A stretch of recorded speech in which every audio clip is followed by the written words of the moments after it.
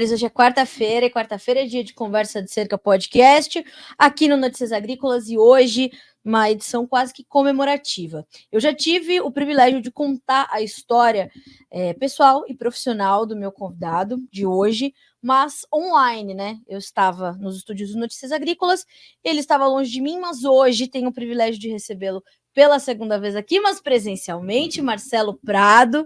Marcelo, que prazer receber você aqui no Conversa de Cerca, no Notícias Agrícolas, e para continuar contando a sua história, para a gente registrar o seu legado. Boa tarde, meu amigo, seja bem-vindo. Olá, Carlinha, olá, nossos ouvintes, nossos internautas. Para mim é um privilégio, uma honra estar aqui hoje com você, uma profissional que eu admiro demais pelo talento, pela competência e pelo ser humano que você é. E, então, muito feliz de estar aqui. Você sabe que a Notícias Agrícolas, para mim, é minha segunda casa, e eu me sinto totalmente à vontade para conversar com você, e você pode me perguntar o que você quiser, tá bom? Marcelo, eu conto do seu podcast para todo mundo quando você participou do Conversa de Cerca, porque eu escolhi Blackbird, dos Beatles, para começar a te descrever, né? E aí, o que você fez? Você me manda um vídeo tocando piano, tocando Let It Be, mostrando todos os seus talentos. E foi isso que você fez, né, Marcelo? Na sua trajetória, foi se tornando um profissional multitarefas, multitalentos, e agora comemorando 25 anos da sua empresa. É um marco importante. Com certeza, mas antes de falar dos 25 anos, eu quero falar isso que você acabou de falar. Ao longo de uma vida profissional e pessoal, nós seres humanos e nós profissionais, nós precisamos nos reinventar sempre. Então, ao longo de uma vida, você acaba construindo muitas vertentes, muitas facetas diferentes, e eu passei por muitas dessas etapas. Na minha juventude eu fui músico profissional, toquei guitarra em banda, toquei teclado, cantava, depois fui fazer agronomia, depois fui trabalhar como agrônomo de campo, depois gestor, depois diretor de empresas, depois saio da vida corporativa, monto a empresa de consultoria, que agora no mês de junho está fazendo 25 anos.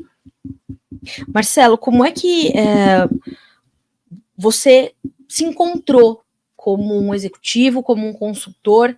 Foi justamente essa trajetória de ter testado tantas coisas, tantas oportunidades que a vida foi lhe oferecendo, outras que você foi lutando para alcançar? Você se encontrou como um consultor, como um mentor, como você é visto hoje, né? Você é uma referência para o agronegócio brasileiro, para grandes grupos do agronegócio brasileiro, testando a vida, as oportunidades que a vida vinha lhe oferecendo, Marcelo? Eu gosto de ser, Carla, muito verdadeiro nisso, e muitas coisas que eu fiz, eu não fiz de forma planejada, eu fiz por necessidade.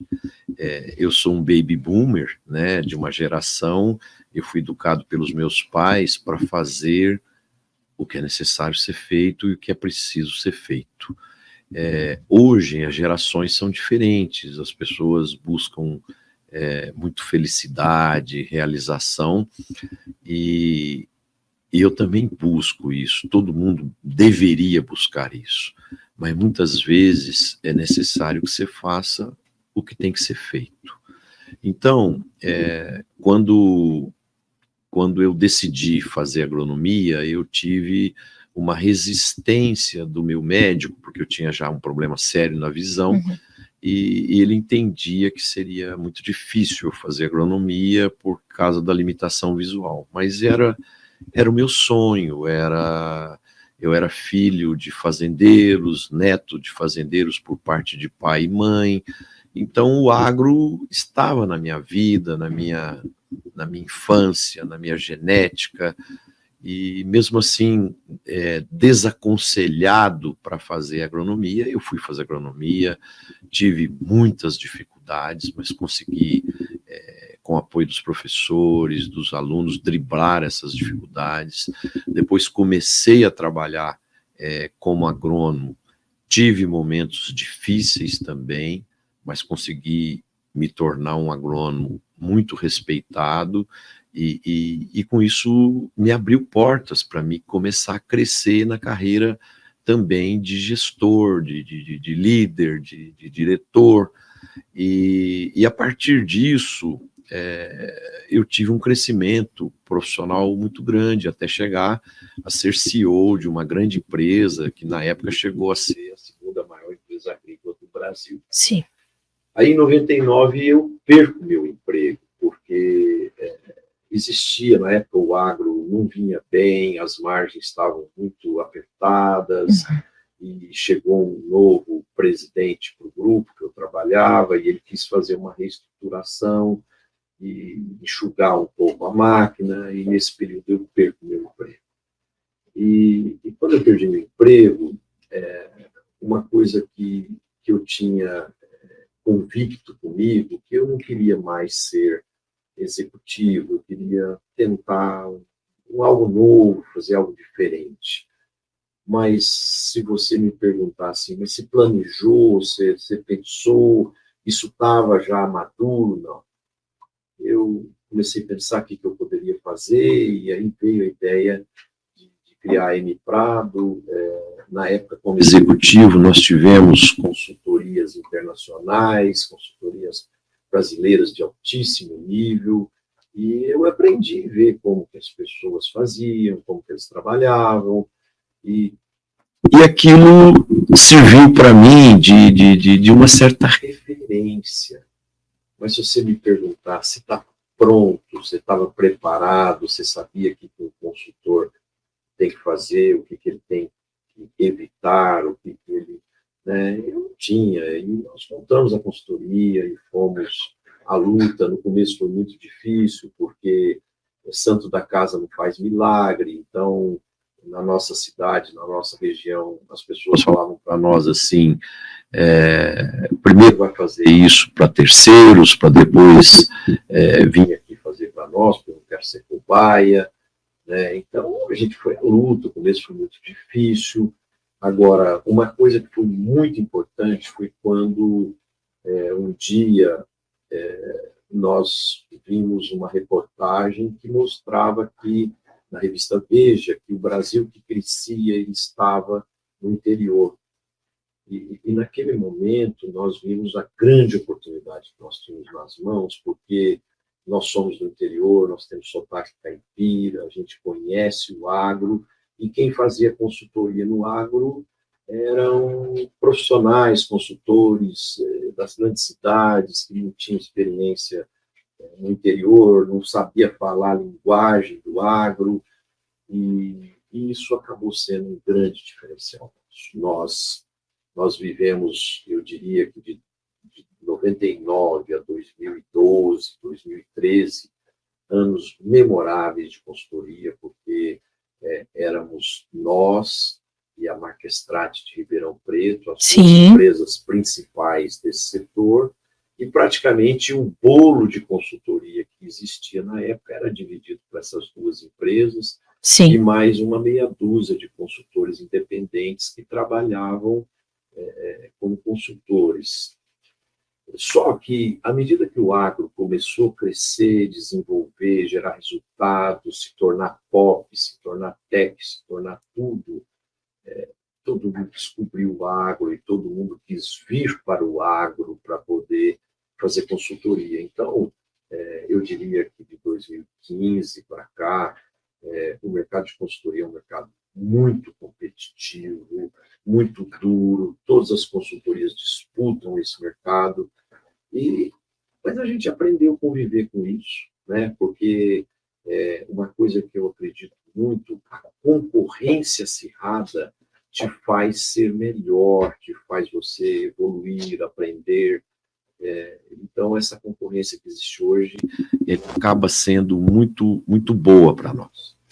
Marcelo, enquanto a gente está aqui conversando, eu vou pedir só para o nosso editor fazer um ajustezinho no seu microfone. Ele está aqui perto de ti, ele vai fazer um ajustezinho para a gente continuar. Mas é bastante importante nós entendermos essa trajetória que não fez só a M Prado, mas ela foi acompanhando a trajetória que o agronegócio brasileiro fazia, né, Marcelo?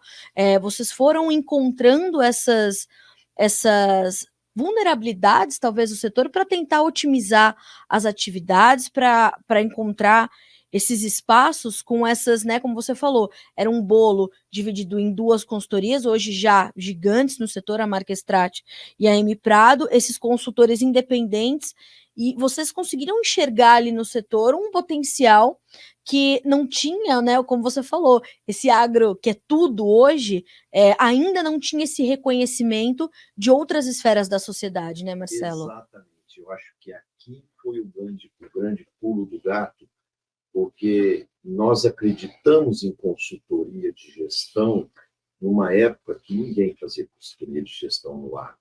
O agro se preocupava, na época, em produzir, em comercializar, em distribuir, mas ninguém parava para organizar o fluxo de caixa, o orçamento, a estrutura organizacional, as pessoas, o planejamento estratégico, a logística.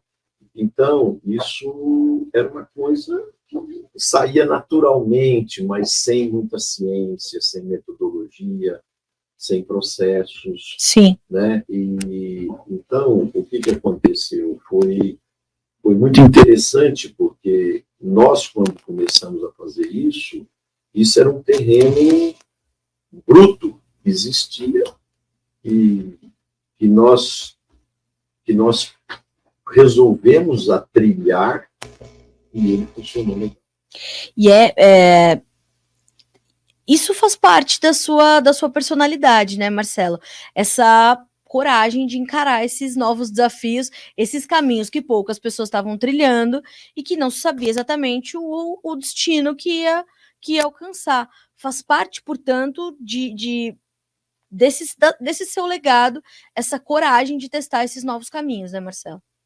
Com certeza, isso é uma coisa que me fascina, é fazer coisas que são difíceis, complexas, que ninguém fez, porque à medida, Carla, que eu fui perdendo a minha visão, sim, eu fui ganhando muito raciocínio, muita velocidade de pensamento, muita memória, e então fazer coisas difíceis, para mim, me motiva muito.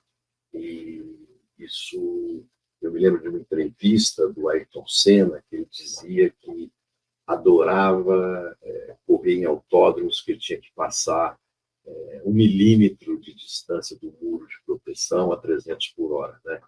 E, para mim, é quase a mesma emoção quando eu pego uma coisa muito diferente para fazer, uma coisa que ninguém nunca fez. E na época, a M Prado começou a fazer muita coisa que ninguém nunca tinha feito. Sim. E nem nós também nunca tínhamos feito. Você entendeu? Só que com a cara, com a coragem, com a vontade de fazer e vontade que as coisas dessem certo, nós começamos a fazer. E nós sempre tivemos muita humildade também, para quando a gente não sabia uma determinada coisa, a gente buscar ajuda de quem sabia, de quem podia se juntar a nós, claro, para adicionar aquele determinado conhecimento, né, para a gente atender aquela determinada demanda. Hoje, para você que está chegando agora, estamos recebendo nos nossos estúdios Marcelo Prado, engenheiro agrônomo, fundador da M Prado Consultoria, que completa 25 anos. E Marcelo está contando um pouco não só dos 25 anos da M Prado, mas como foi essa trajetória, inclusive para o próprio Marcelo, num caminho paralelo aos últimos 25 anos do agronegócio, que também não foram fáceis, né, Marcelo? Os últimos 25 anos do agronegócio brasileiro foram anos de transformações muito profundas, não só do setor, mas do Brasil. E foram transformações que definiram os caminhos e os horizontes que o Brasil enxerga hoje enquanto produtor agropecuário, não? Carla, o seu raciocínio está correto, mas ele depende um pouco do ângulo de visão quando você olha, por exemplo, como eu estou no agro já há 46 anos, eu diria para você que o agro, até os anos 2000, o final da década, Sim. O agro era um setor muito sofrido, muito duro, de margens muito pequenas, e para o público de outros segmentos, por exemplo, da tecnologia, da informação, das telecomunicações, da indústria, agro era coisa de caipira. Sim. Tá? À medida que algumas coisas ocorreram no mundo e o Brasil começou a se destacar como um grande fornecedor de alimentos, e foi aumentando produtividade, novas tecnologias foram sendo inseridas no processo produtivo, e o agro começou a ficar muito eficiente, essas margens começaram a crescer, a relevância do agro começou a aumentar, não só no público rural, mas também no público urbano, né? E o agro se tornou essa potência que é hoje. Agora, pegando o gancho da sua pergunta, não existe nada fácil, em momento algum. Nós tivemos agora, na época da pandemia, aí, margens melhores, um ciclo relativamente de abundância para o agro, mas se você põe no mix de 40 anos, de 50 anos ou de 10 anos, você tem anos espetaculares, mas você tem anos muito difíceis. Então, todo mundo que trabalha no agro precisa ser resiliente, determinado e ter muita garra, porque mesmo com o sucesso e o reconhecimento que o setor tem hoje, existem muitos momentos dramáticos. Por exemplo, o ano passado nós tivemos uma queda aí de cerca de 27% do preço das commodities, isso abalou toda a cadeia produtiva, muitos agricultores ficaram com as margens negativas, né? Então, assim, o agro é fantástico, é apaixonante, mas é preciso ser forte, é preciso ser resiliente para enfrentar todas as barreiras e desafios que muitas vezes surgem no caminho. Marcelo, você citou esse período da pandemia, e depois nós vimos já de uma recuperação das ofertas, uma certa estagnação, uma sempre crescente, mas talvez um pouco mais limitada da demanda por alguns produtos, como grãos, por exemplo. A gente não vê uma demanda tão intensa como víamos há alguns anos, sei lá, 2, 3 anos, ou na pandemia, quando se comprou muito para se garantir uma segurança alimentar, estoques e tudo mais. Agora, depois nós entramos numa certa volta à normalidade. Eu já vi algumas palestras suas depois desse período, e você tem falado muito sobre isso, sobre margens mais estreitas para os produtores brasileiros, momentos de uma necessidade de um planejamento ainda mais detalhado, um planejamento, inclusive, de investimentos que seja mais consciente, né? A gente está falando de produtores que aumentaram as suas áreas, investiram em terra. Há pouco antes da gente entrar no podcast, você falava para a gente sobre o payback do investimento em terra, por exemplo. Estamos entrando em um novo ciclo onde a gestão e o planejamento vão ser determinantes para que os produtores mantenham suas saúdes financeiras, a saúde da atividade, manter-se na atividade. É uma volta a certa normalidade, Marcelo? Sim, Carla, eu diria que nós vamos ver nos próximos 5 anos aí, anos muito promissores, mas de margens normais. Sim. Né? Não adianta a gente querer, mas na época da pandemia minha geração de caixa era de 40%, 50%, isso não vai ter mais. Sim. Né? Então nós vamos voltar a ter margens normais, né, de geração de caixa de EBITDA de 20%, 22%, né? Então, para você ser rentável numa situação dessa, você precisa ser muito eficiente no planejamento, na estratégia do negócio, fazer os hedgings nas janelas de oportunidades de forma adequada, para você garantir uma rentabilidade boa. A atividade agrícola é uma atividade competitiva e rentável, mas a gente não pode levar as coisas emboladas, igual muita gente fazia ou fez. Por exemplo, aí tem o vizinho que está querendo vender a terra, aí ele compra para pagar com 10 anos, e ele não faz nem as contas direito. Não, em 10 anos eu consigo pagar e tal, e vai levando a coisa embolada, e financia mais 5 colheitadeiras e mais não sei quanto. Quer dizer, Não dá para fazer as coisas mais assim, de Sim. forma só no feeling, só na improvisação. É necessário fazer as coisas com planejamento, fazer os cálculos. Eu gosto de dizer sempre um exemplo.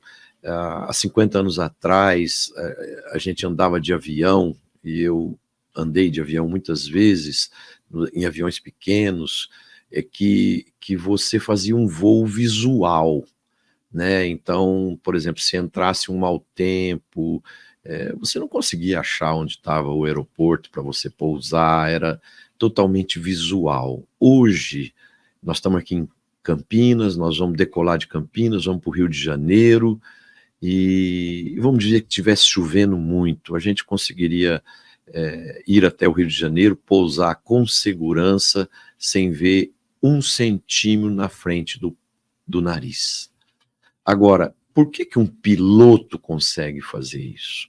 Porque ele tem instrumentos para ele tomar decisões, para ele ver que altura que ele tem que voar, que altura que está, que velocidade que está o vento, onde estão os aviões mais próximos, que altura que é a montanha que está aqui próxima, e assim por diante. O agricultor, ele é um empresário, ele precisa tomar decisões, mas não igual o piloto de 50 anos, que eram decisões só visuais. Ele precisa tomar decisões por instrumentos, ele precisa olhar suas margens. Por exemplo, eu gosto muito de contar a história de um amigo que eu encontrei com ele no restaurante, falei para ele, ó, o cenário para a soja é baixista, a soja está com 140, isso na época, uma história do ano passado, com 140 eu venderia, né?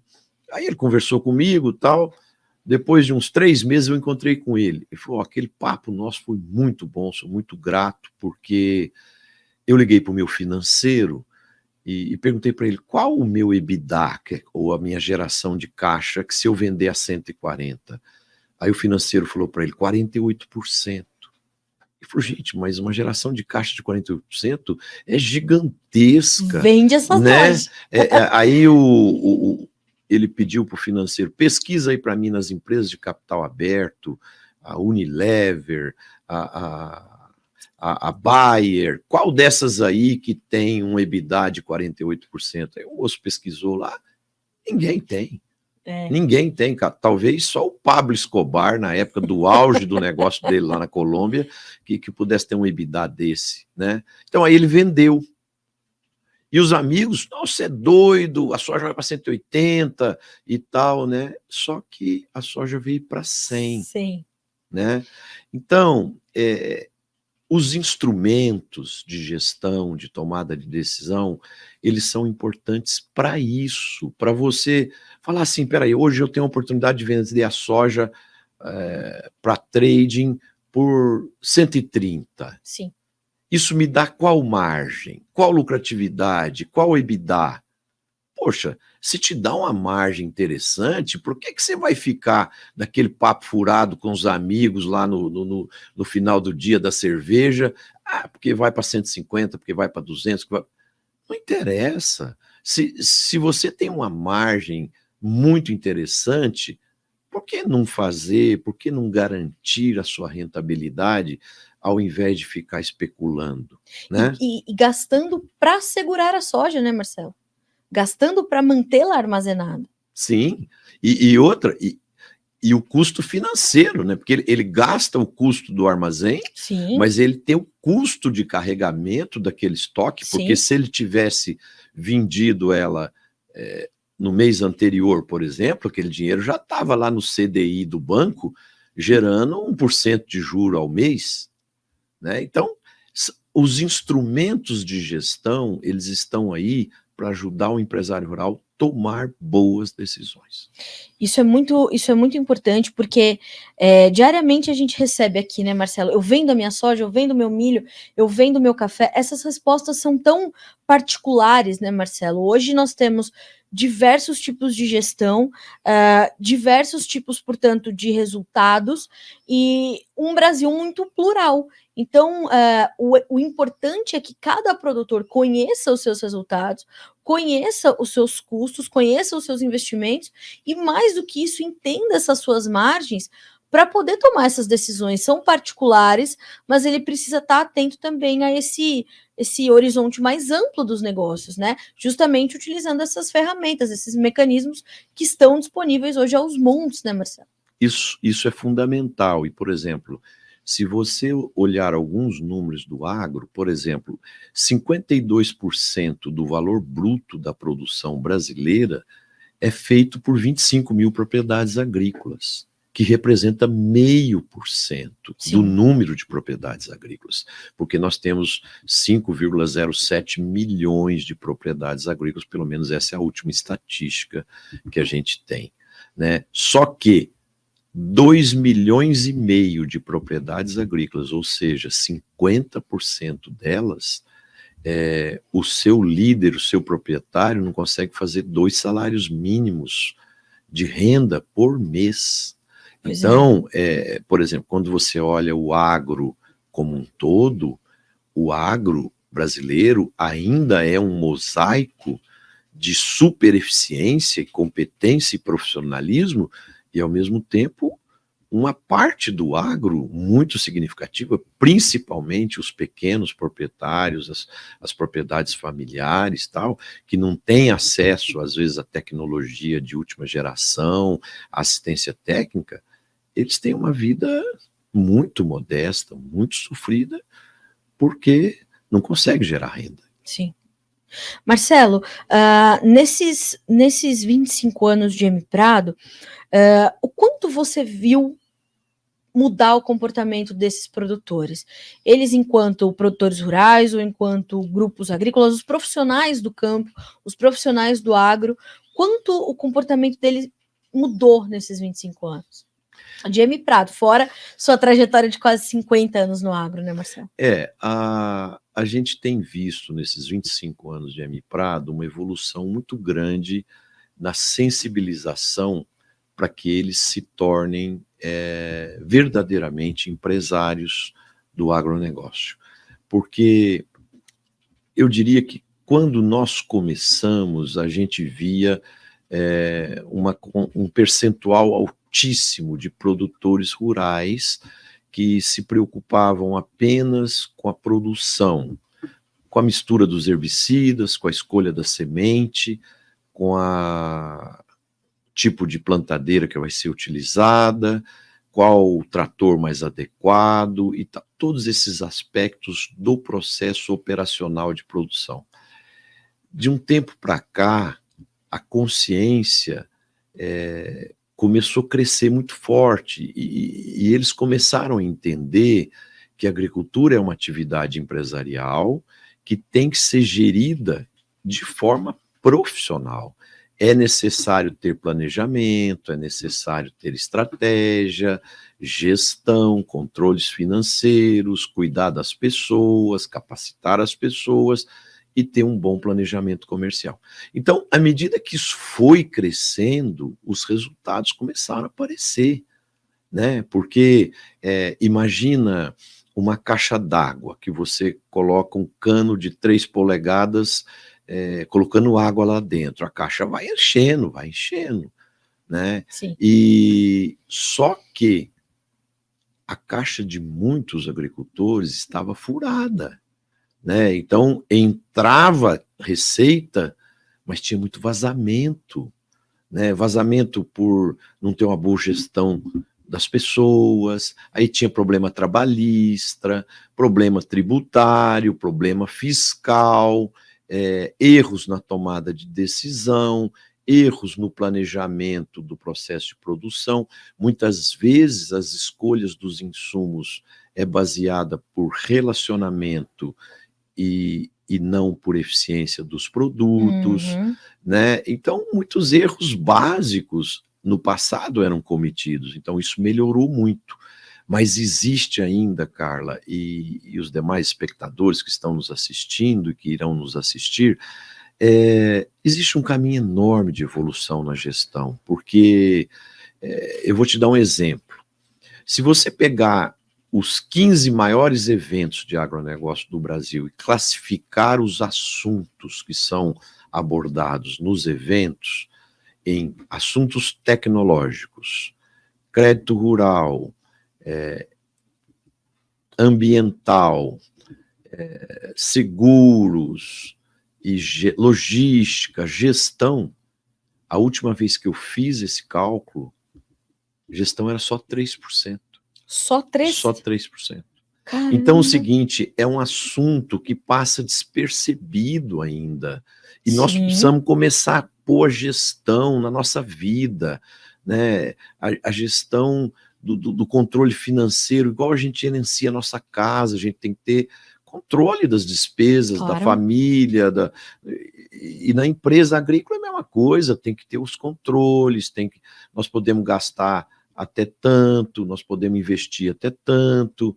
Então, isso é muito importante. Então, eu entendo que a hora que o agro entender que gestão é vital para mim ser um empresário rentável e competitivo, nós vamos ter um progresso muito intenso no agronegócio, porque gerar riqueza, nós temos uma grande capacidade de geração de riqueza, só que muito dessa riqueza é desperdiçado por ineficiência de gestão.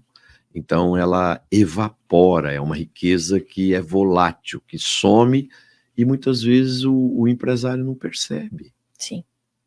Marcelo, esses 25 anos da M-Prado foram comemorados também nos 10 anos do ENCA, que é o Encontro Nacional das Cooperativas Agropecuárias, um evento que acontece aqui em Campinas, no interior de São Paulo. Nós estamos até mostrando aqui algumas imagens, vamos mostrar algumas imagens dessa homenagem que você recebeu. Qual a importância das cooperativas agropecuárias para essa sua trajetória, para a trajetória da M-Prado? As cooperativas,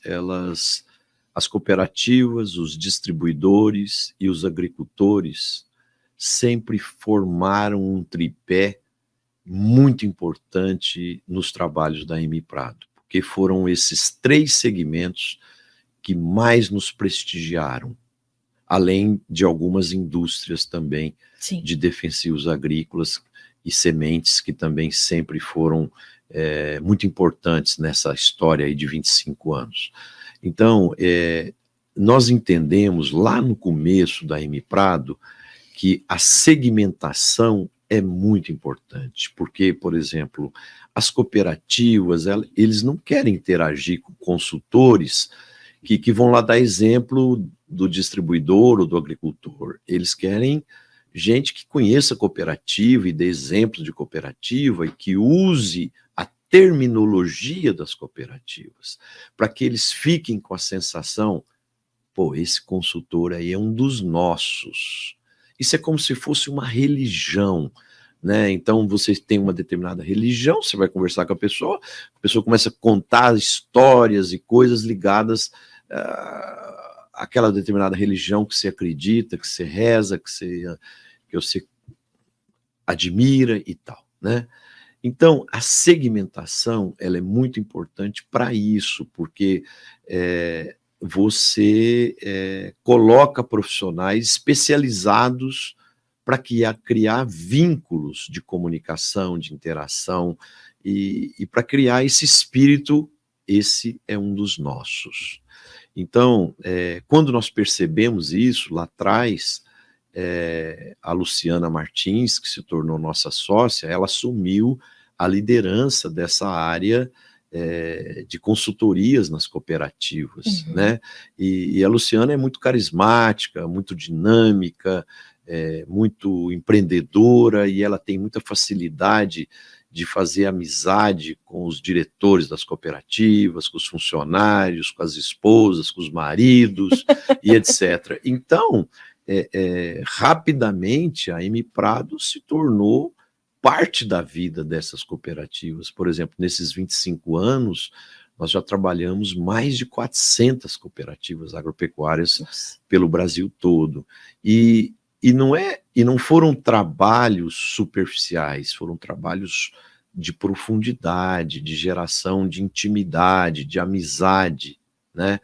Então, as cooperativas tiveram, sim, um papel muito importante, e é claro que nós somos muito gratos a essa confiança que as cooperativas sempre tiveram com a gente, os distribuidores, os agricultores e as empresas de insumos. Porque sem os clientes, Carla, você não faz nada. Porque se você não tiver os projetos, os contratos, você não consegue avançar. E isso possibilitou também que a gente tivesse a possibilidade de atrair para o nosso quadro, para o nosso time, consultores espetaculares, consultores experientes, consultores que trouxeram para nós muito conhecimento, muita metodologia. Por exemplo, a M Prado, ela se caracteriza por uma consultoria bastante prática, composta de consultor que são ex-executivos de empresa, para a gente ser uma consultoria percebida como uma consultoria que implementa, que faz junto.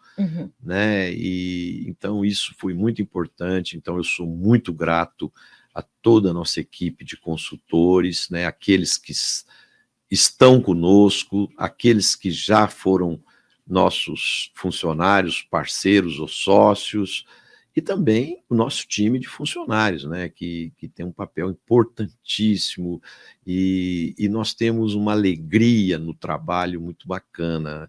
Nós somos uma empresa que as pessoas se gostam, a gente tem o prazer de convivência, o ambiente do trabalho nosso é muito descontraído, e eu sou muito feliz com o time que nós formamos. A gente está falando de mais de 80 consultores, né, Marcelo? Sim. Mais de 1.500 cidades atendidas, mais de 850 clientes, e hoje, embora uma atuação muito forte no Brasil, mas mais de 5 países sendo atendidos pela M Prado, né? Sim, nesses 25 anos, nós trabalhamos na Argentina, na Bolívia, no Paraguai, no Chile, trabalhamos em Portugal, Espanha, Inglaterra, e muito desses projetos, Carla, eles não surgiram por capacidade nossa de prospecção, e sim por indicação e confiança no nosso trabalho.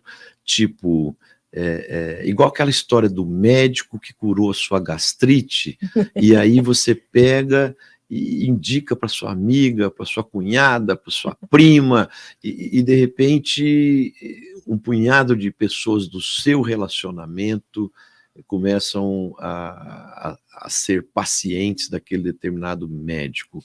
Na consultoria, da mesma forma, né? Quando você faz um bom trabalho para um determinado cliente, ele te indica para outro, e de repente, a hora que você vê, você está rompendo fronteiras, né? De países, de continentes, e isso é muito gratificante.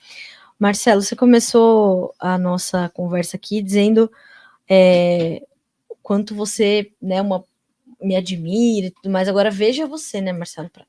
Como é que eu vou retribuir tudo isso, eu com tão pouco tempo de carreira e de experiência, tendo o privilégio de te entrevistar por uma segunda vez, tendo o privilégio de hoje integrar um mesmo time que você aqui no Notícias Agrícolas. Hoje você encabeça ali o time do Conexão Campo Cidade, que é um projeto de muito sucesso do Notícias Agrícolas e que busca levar tudo isso que você está falando para além das fronteiras do agro, né, Marcelo? É falar com mais pessoas, cada vez mais pessoas, mais grupos de pessoas que não conhecem o agro. Então, assim, como que também esse projeto hoje está na sua trajetória, na sua vida, e como que você se descobriu esse comunicador?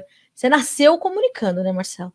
Eu diria para você que eu não nasci comunicando até não, sabe, Carla? Eu tive uma fase tímida no início da minha vida, e dos 13 anos em diante, que eu aprendi a tocar guitarra e cantar e entrar numa banda, aí sim eu fui perdendo a timidez, aí eu virei comunicador, aí eu virei ter facilidade de falar em público, de me comunicar com as pessoas. Então isso foi muito importante na minha infância, que me deu embasamento para isso. Agora, participar, por exemplo, do programa Conexão Campo Cidade, para mim é um prazer ali.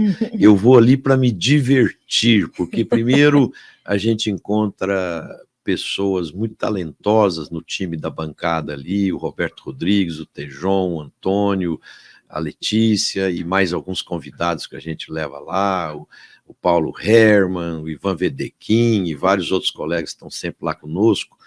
Então, para mim, é um momento de encontrar amigos, discutir assuntos que são importantes, conhecer a opinião de pessoas bem preparadas. Então, para mim, aquele 1 hora que eu faço ali, mais 15 minutos que a gente entra antes para se preparar para o programa, Sim. É uma oportunidade de aprendizado tremendo, porque cada um de nós leva a sua experiência, mas ao mesmo tempo a gente está aprendendo ali uns com os outros, né? Então isso é um privilégio para mim.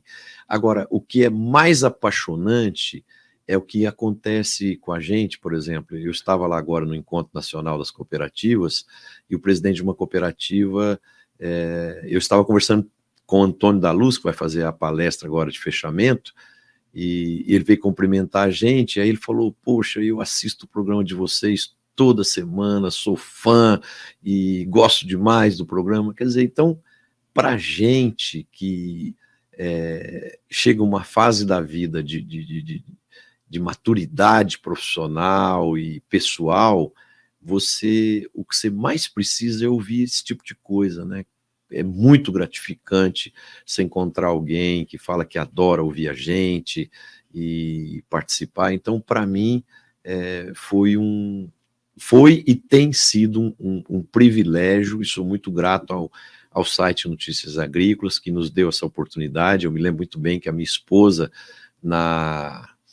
quando começou a pandemia e nossos projetos pararam 95%, e um dia eu cheguei muito triste para ela, falei assim, o que nós vamos fazer agora? Não temos projeto parado, tudo, né, e tal. Aí ela até brincou comigo, falou, não, você vai fazer live, você tem muito conhecimento, você conhece muita gente, vai fazer lives, que tem muita gente fazendo live. É verdade. Né? E aí nós começamos a fazer live, e estava ficando legal, dando certo. Aí um dia eu liguei para o Daniel, aqui no site Notícias Agrícolas, e falou, Daniel, nós estamos fazendo isso aqui, e está dando muito certo e tal, será que a gente não podia fazer uma parceria aí com o site para a gente fazer alguns desses programas, dessas lives aí no site também? Não, vamos fazer e tal.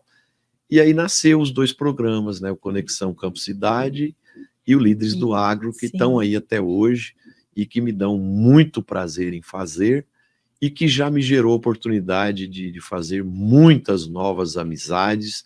Por exemplo, pessoas que eu conhecia só de nome, que às vezes eu ligo para entrevistar e tal, e que depois da entrevista se tornam meus amigos.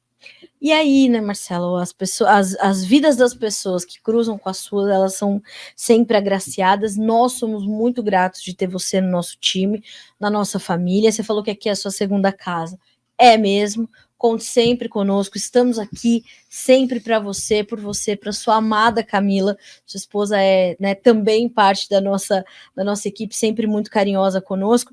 E aí a gente tem a oportunidade de ver você atuando ali com grandes mentes, né, além da sua, Antônio da Luz, Letícia Jacinto, Dr. Roberto Rodrigues, Tejon, são grandes nomes que junto de ti foram construindo, né, esse legado tão importante do agronegócio. Então, Marcelo, fica aqui em meu nome, em nome da diretoria do Notícias Agrícolas, Daniel, que é seu grande amigo, Ana Paula, Alexander, a nossa gratidão pela confiança, né, sua no nosso trabalho, na nossa casa, para contar a sua história, para trazer a sua experiência nesses 2 programas que já são também referências para o setor hoje. Então, obrigada, Marcelo. É sempre um grande prazer e um grande ensinamento estar contigo, aprender contigo, ouvir você e a gente poder ampliar sempre o alcance das suas informações. Muito obrigada, meu amigo. Eu que agradeço os ouvintes, os internautas que nos assistiram, e a mensagem que eu tenho aqui é só de agradecimento. Eu me sinto um privilegiado de ter construído uma empresa que está há 25 anos no mercado, que é respeitada, que é querida pelo mercado e que tem muitos clientes, muitos amigos, e a gente espera poder estar aqui daqui 25 anos para comemorar 50 anos de empresa, e talvez já bem velhinho, né, Carla? Mas sempre motivados, dispostos a novos desafios, à inovação, ao aprendizado, e muito obrigado a todos os clientes, aos nossos sócios, aos nossos funcionários e todo mundo que sempre acreditou na gente, apostou na gente, e vamos em frente agora, construir os próximos 25 anos, tenho certeza que serão diferentes,